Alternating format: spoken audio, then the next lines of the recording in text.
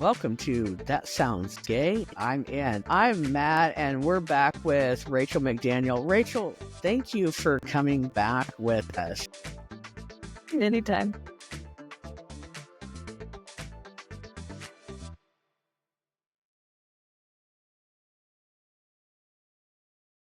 So we're at part 2 of getting gender affirming care. We just were talking so much last time that we just kind of ran out of time, and because we just enjoy you so much, we decided to have you come back, and I gotcha.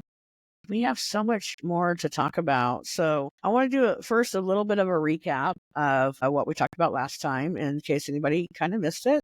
Please go back and watch that first episode. It was a great 45 minutes that we had here with Rachel. We talked about getting into therapy and, getting into gender The affirming journey care. aspect of going through gender affirming healthcare. Yeah, and getting on hormones. And, let's talk about hormones just a little bit here. There's, a couple of kinds of hormones, there's estrogen and testosterone. So you had mentioned there's a couple of ways to do those, a little bit on your own without getting on hormones. So you can just do a little bit at home care. What was those ways again? Community wisdom around this before we had easier access to this kind of care is eating soy products, which tend to have estrogen in them if you're wanting more feminizing kind of experience. And then if you are wanting more testosterone, it can be really good to go to the gym and work out because that naturally creates that in your body too. Absolutely. And one thing we want to remember is that everybody has estrogen and testosterone naturally in our systems. So, There's yeah. some people assigned female at birth have more testosterone than people who are assigned male at birth. We don't have as many clear lines there. Yeah, I know that, and I've always wanted to, get myself genetically tested. But when I was married to a man, he was really interested in me having children, and we could not have children. We went through fertility treatments because my testosterone was so high that they were trying to pump me full of estrogen to try to lower my testosterone down enough to get me to have children, because I couldn't produce eggs because my testosterone was so high. So, I mean, your system is, unique on its own. So that's, and so I was actually, my underneath my chin here, I mean, it doesn't look like I have a chin, but I do have a chin. I was having to shave. It used to drive him nuts that I could grow a little bit of a beard, so I'd have to shave. It used to drive him oh, crazy. Me too. I blame it on the Viking ancestry because they found like burial mounds for women who are Vikings, and they do have beards sometimes. I have Viking and history as well. I am, more than 50% Viking. So, maybe we're cousins. And that's where we come from there. So that's interesting. I didn't know that little tidbit about my past. I love that. That's so great. So, yeah, then we went on and talked about surgery a little bit. So we got into what you need to do to have the top surgery. And so I want to review that a little bit because I want to talk a little bit more about surgeries this episode. So we might want to, I might want to talk about that one just a little bit more than the hormones, if you're okay with that. And maybe just do a little bit more review on that one. Beautiful. Awesome. So let's talk about the male to female or the female to male, the top surgery. It's, for medical necessity, you have to have several things, one of which you have to be 18 years of age. And then we're talking the Blue Cross Blue Shield, and each insurance company has their own set of rules. I used Medicaid to pay for my surgery, which is slightly different, but still very similar to these policies. But it was years ago, and this is the most updated Blue Cross Blue Shield. So this is just what we're going off of right now. Came out 3 days ago. Yeah. So we're just going off of, just this one policy, and, all of them are variant, and we just ask you to just, check on your own. So this one is that the individual has to be fully informed to be able to make their own decisions and consent of treatment. So you can't just be like, this is somebody that is uninformed to make their own decisions and I just think they need it. That's definitely, not going to be Right. okay. The individual has to be diagnosed with gender dysphoria, which is a diagnosis that's generally around this kind of surgery. Yeah. And then we talked about how they need to want to live as the opposite sex. Yeah. So that And that doesn't criteria mean that non-binary is not in there. You can be non-binary and still get top surgery. some people want androgenizing surgeries. Right. And so just because it says opposite sex does not mean that disqualifies you. Mhm. We didn't mention that before, but you are still, qualified, even if you're non-binary and you want to get rid of your chest or add a chest, you're still allowed to live your truth. Get rid of your uterus, get rid of your ovaries, your testicles, whichever thing is not matching. Non-binary people are allowed to live their truth and allowed to adjust their bodies to what their bodies are supposed to be. Then the next thing is that they like you to present as your identity for 2 years. That's not something that I had to do for mine. I think it was like 1 year. Now they ask for 2 years for this policy, which, is what their surgery, requires. They ask that this not be a symptom of a mental disorder, which, can happen. And then they ask that this is not clinically a significant distress or impairment in social occupation. And then this last one that I really want to talk to you about again, when you look at your policies and they say you can't have certain mental disorders out of control or significantly, and it will say significant medical or mental health issues present, that they must be reasonably well controlled. Will you explain that, Rachel, please, for us? Yeah. So we do not want to be doing surgery on people when they are so depressed that they cannot take care of themselves, because they're going to have a hard time taking care of the wound. They're going to need to be on top of it to stay healthy and safe. And of course, depending on the mental health diagnosis, there's going to be different things that guide someone like me to what looks like healthy for you and your brain as it is unique to you. Yeah, that's awesome. How you explain that? Because, I deal with depression, and if my depression is not well, then I'm not gonna, want to get up and eat. And Exactly. you need to eat. You have to eat When you're after healing, surgery.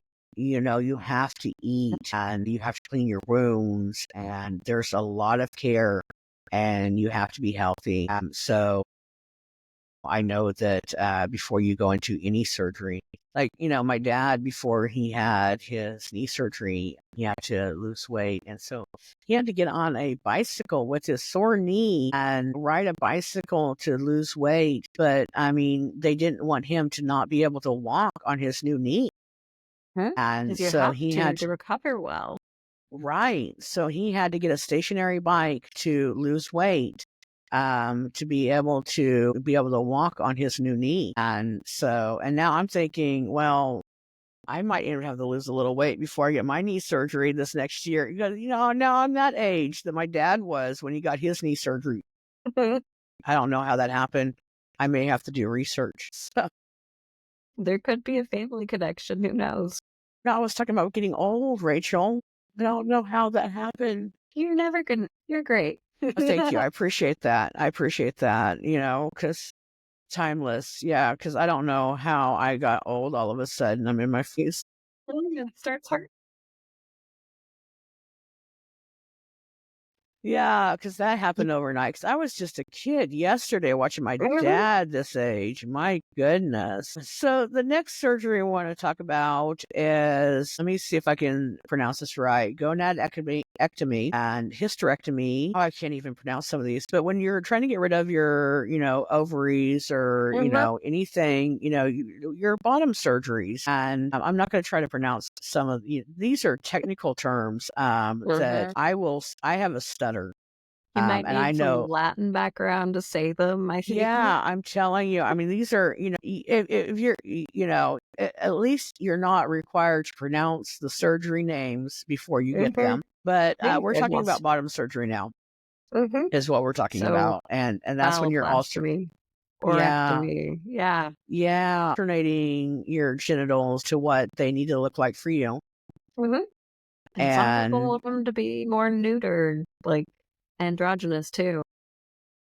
and then okay, so the opposite, what I was looking into was called vagina saving. Oh, I was trying to get both. I can't remember what it's called, but yeah, it was both.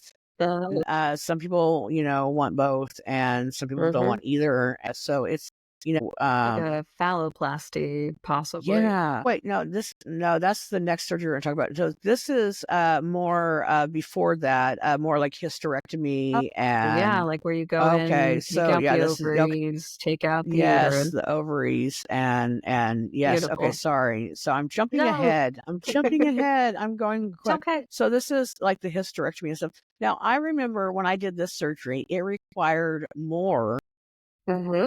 than my chest surgery, which I found interesting Mhm. that it was easier to get rid of my chest than to stop having Mhm. children, Yeah.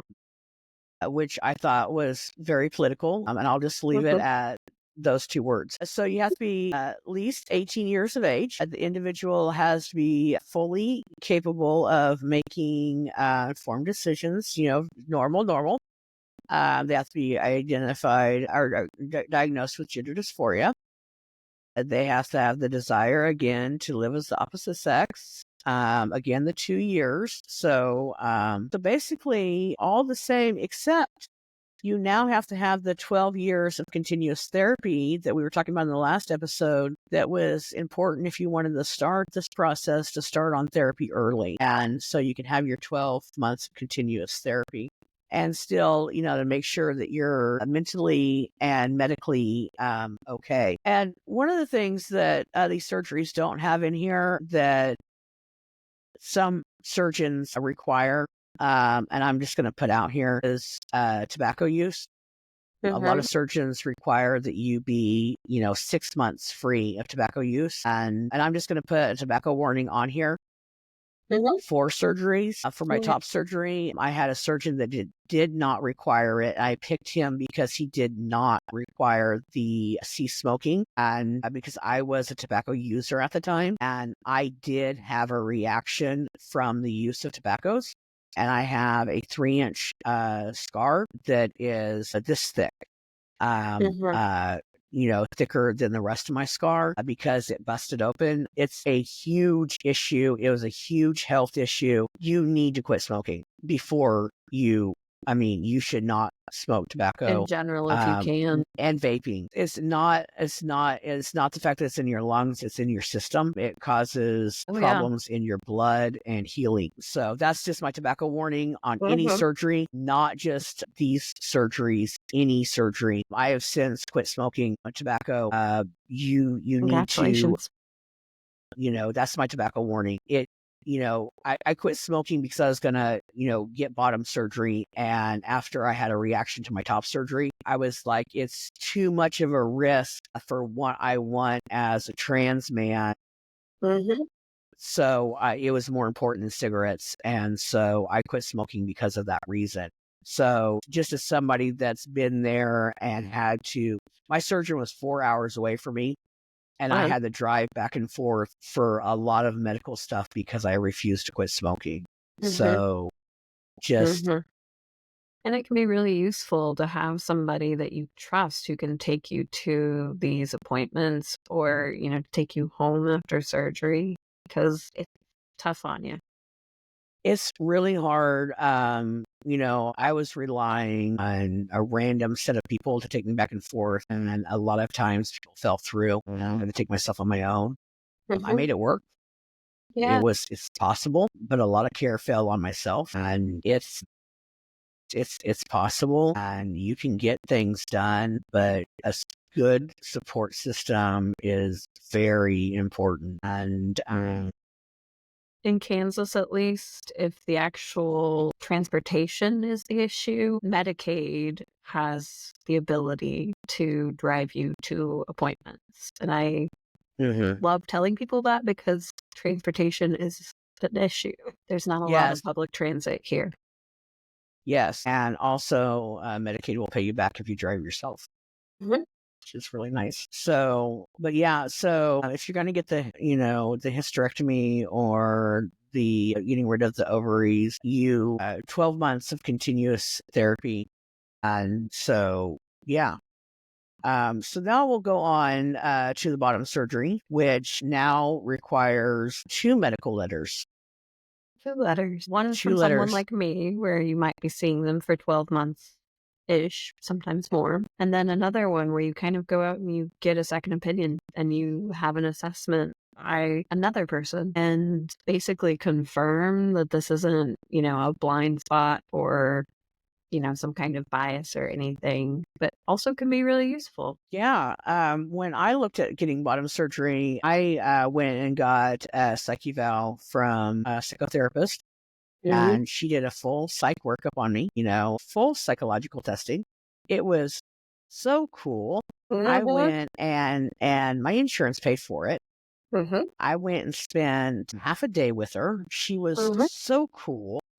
So cool of a woman. And I did all kinds of testing, and Mhm. she asked me all kinds of questions. And then I went back another day for the results, found out all kinds of stuff about Mhm. myself that I didn't know. And she told me that she thought that my mental health was going to continuously get better the more that I transitioned, because she saw that pattern within myself, which was so neat to hear, which was, so awesome. Something I see every day. It was a great experience Mhm.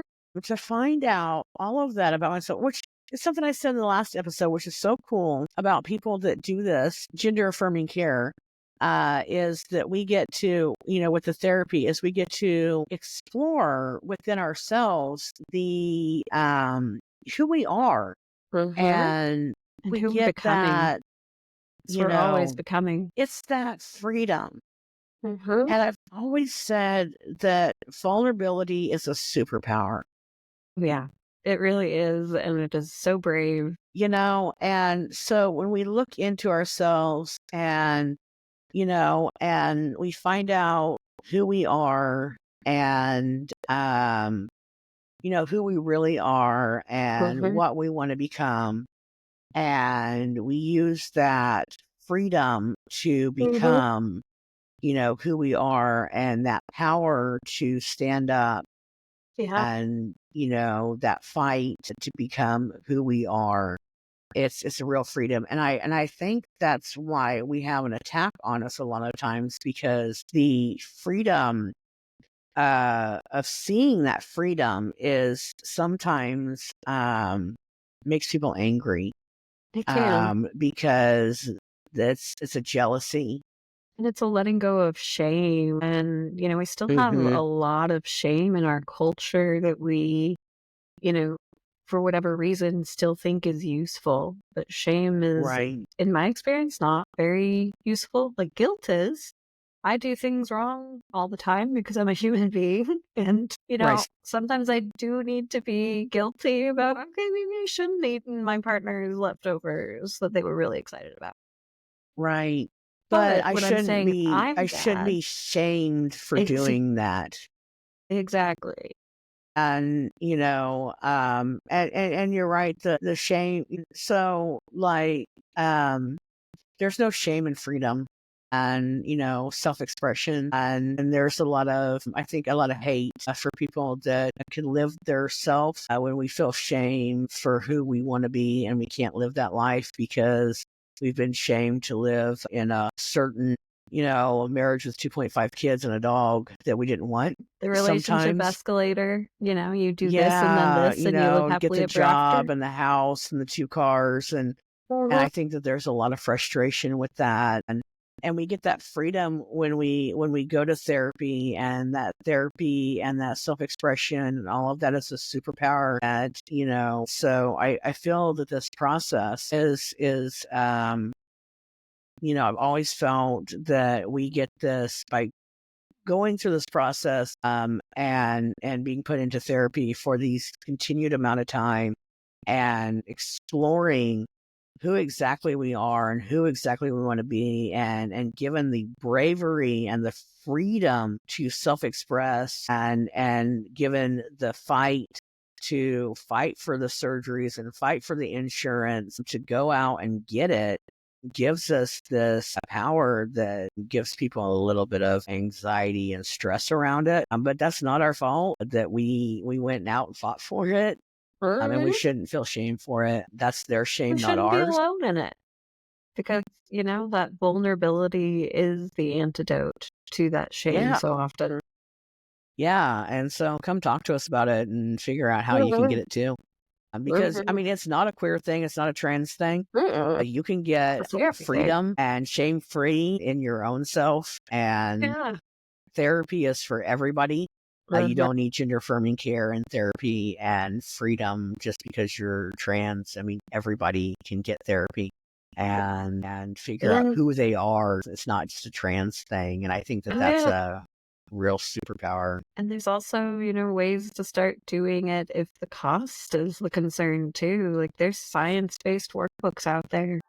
There's books written by scientists in plain language, hopefully, that also can help with some of these things.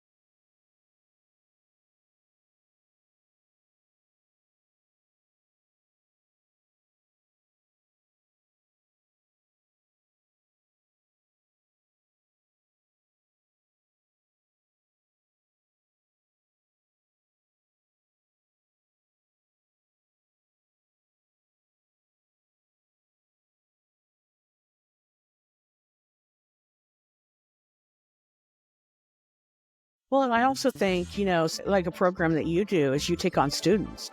Oh, yeah. And and colleges have students, and there's Mhm. programs where last year students Mhm. have to do curriculum hours where they do therapy sessions with people, and they're qualified. They're going to be therapists the next year. Mhm. They're very Exactly. qualified. They're overseen by therapists, and they give quality work, and Yeah. they will listen to you, and they will guide you, and they are on a much cheaper scale if you don't have insurance, and sliding scales, and community health centers have sliding It's their scales for mission. incomes, and there's all kinds of ways, there's all kinds of resources Oh, to get yeah. therapy. And Oh, I yeah. think that that's just, therapy is I'm such an advocate for therapy. I've been in it Same. for 30 years, and I'm just, all for it. And I think it's just, it's not just a trans thing, but I think it's something that trans people uniquely have because of our transition, that Mhm. we are It's a almost gift. forced into therapy because of Darn it. these insurance requirements, and I love it. Mhm. And not just because of insurance requirements, but because of our self exploration for trying to Yeah. figure ourselves out. Oh, yeah. And it gives us this healed aspect of ourselves that we can go out in the world, Yeah. trauma healed and or trauma working on, and it's great, and it's just, and I just think it's a trans superpower, Yeah. and And I'm a that I think therapist, that. and I think therapists need to go too, because Mhm. who needs therapy more than the person who listens to people's troubles all day?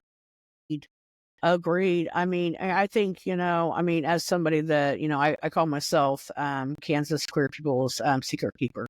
I'm not a therapist, Mhm. but, I'm a suicide response person, and I listen to everybody's troubles. And so I have to go to therapy just to, Good get it, providers you go to know, therapy. yeah, providers go to therapy, and so they can, support systems are so Mhm. important.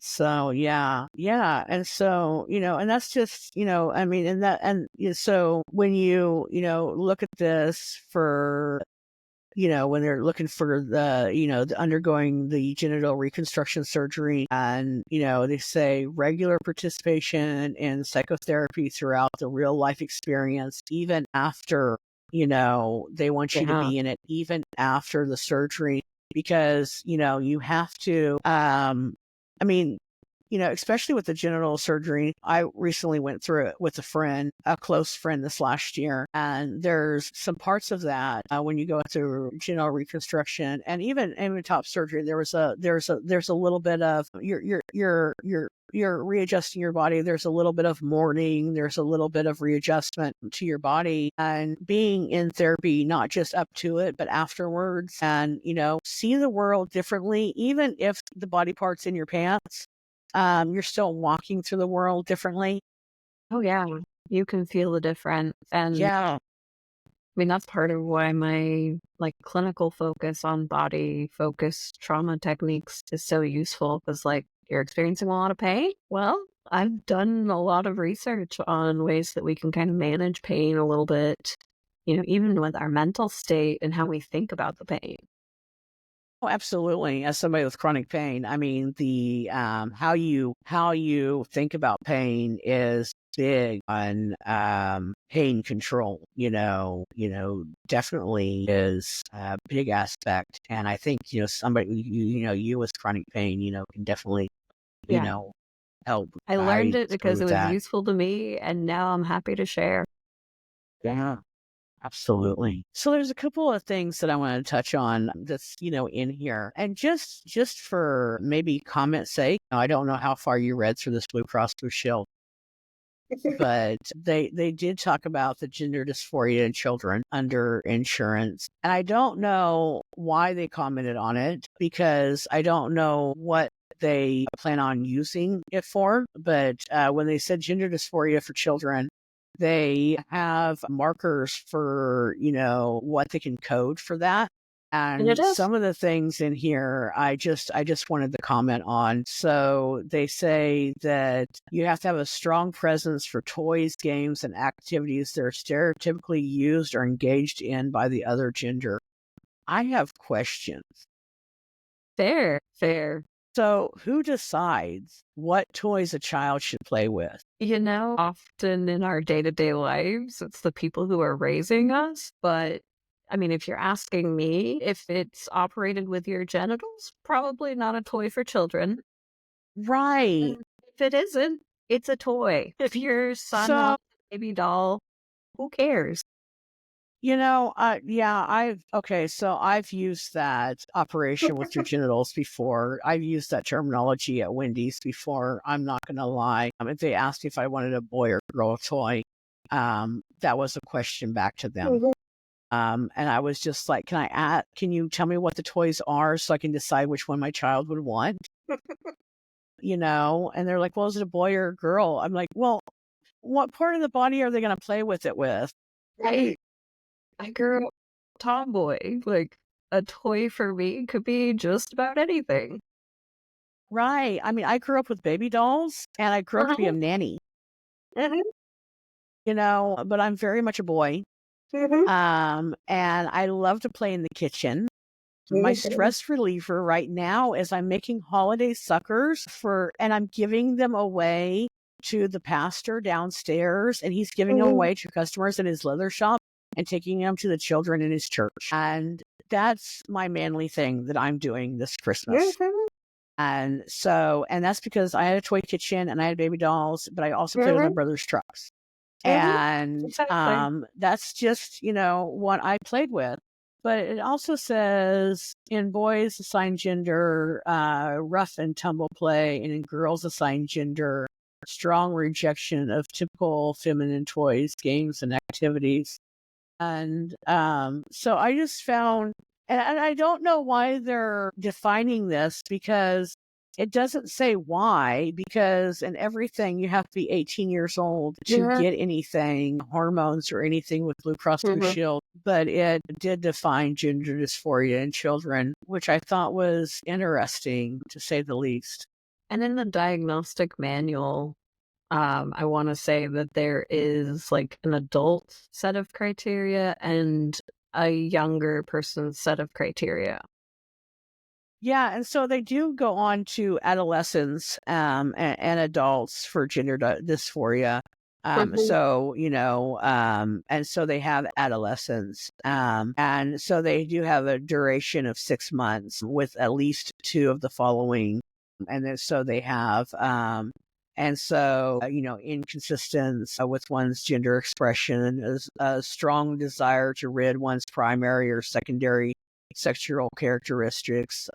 So I understand, that a little bit more, but I thought the toys were a real interesting, I mean, I guess somebody had to figure out how to define this, but they mhm, weren't going to ask trans people that were trans children.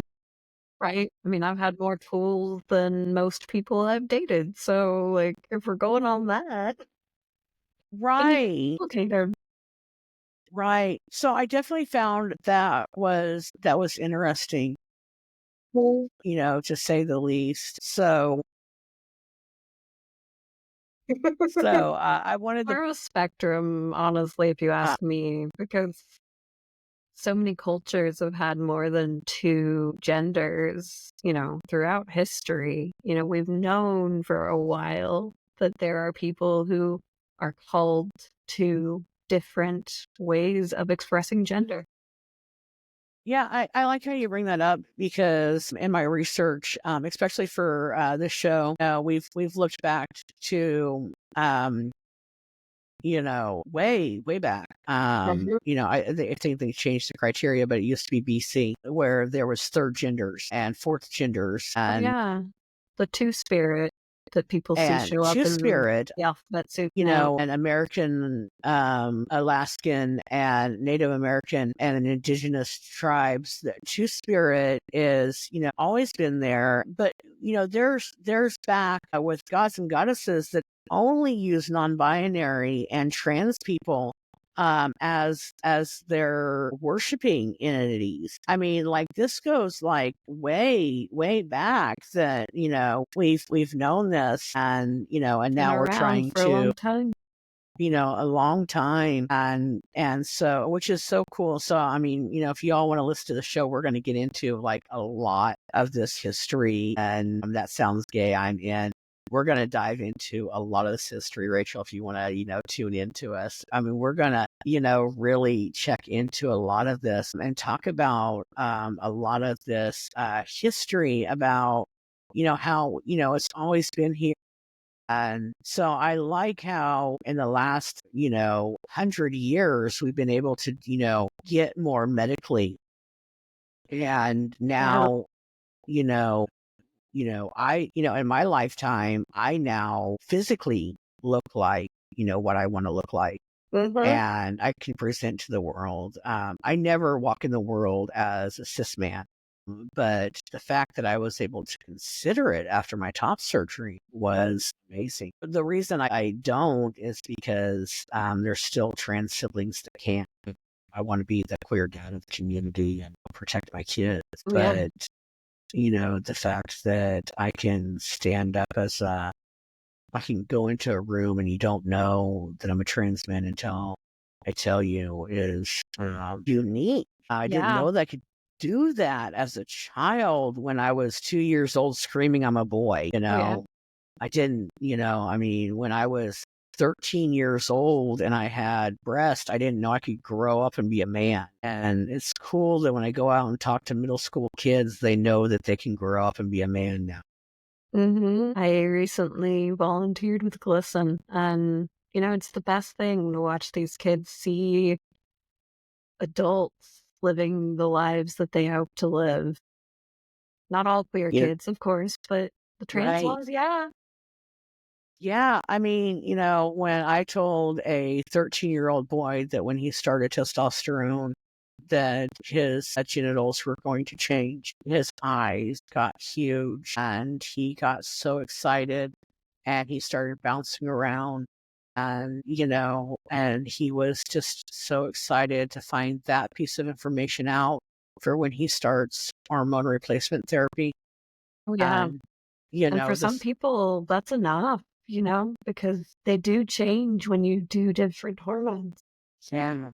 And he was so excited. And so that's why I love to go out and talk to kids about, this kind of stuff.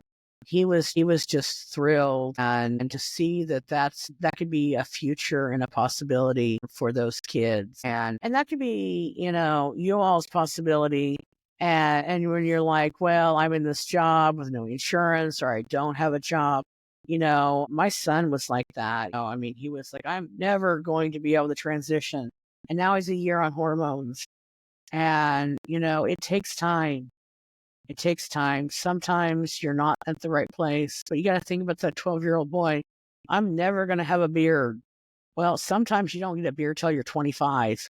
Mm-hmm. Okay. I mean, when cisgender 12-year-old boys are like, I can't wait to shave. And you can't get this until you're 25 years old. That's 13 years. And a Long trans man way. sometimes can get it in 5 to 8 years. And sometimes cis men can't grow beards, and sometimes trans men can't either. It Mhm. depends on your genetics. And, you And know, something I reframe for parents a lot is, mhm, when you have like that 12, 13-year-old, asking them to wait 13 years, that's as long as they've been alive, and they have to do that again before they can get to their goal. So, like, it's different from that perspective. it is. And so I know that it's frustrating at times. But have faith. I mean, I try to go off of a cell phone battery. Cell phone battery Mhm. starts out at 100%. Okay. Mhm. And I started transitioning at 35%. I'm at 43% now. Okay. That's a lot of percentage left I have to live. Mhm. Okay. You still Yeah, have time. plenty. Well, Rachel, I appreciate you coming and doing these 2 episodes with me. Just anytime. You have been so wonderful to go over all of this information. You've been so knowledgeable, so pleasant to talk to. I hope you come back and talk more with me about other things. You've always been a pleasure. So thank you. I think we're going to end now. We've had 2 wonderful episodes. And I hope you all please like and subscribe. Let us know how you're doing. Comment below. We'll let you know how to get a hold of Rachel. And yeah, just please come back and see us. Tell your friends about us. And all of our links will be, where they need to be. I appreciate you all. And, please come back and see us again on That Sounds Gay. I'm in. Thank you again, Rachel. Thank you.